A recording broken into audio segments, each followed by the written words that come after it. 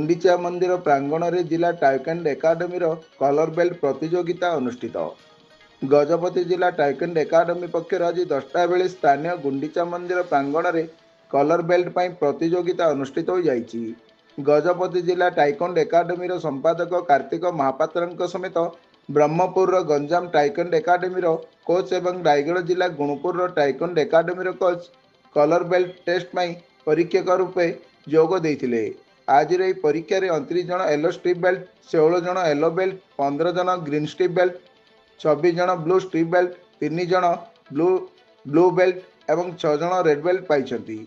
आयोजित यह सब कार्यक्रम को एकाडेमी समस्त कर्मकर्ता और छात्र छात्री परिचालना करथिया बेले आगामी दिन में यही स्टूडेंट माने राज्य और जातीय स्तरीय प्रतियोगिता करी जिला तथा एकाडेमी गौरव आणिबे बोली आशा रखिछि अनुष्ठान।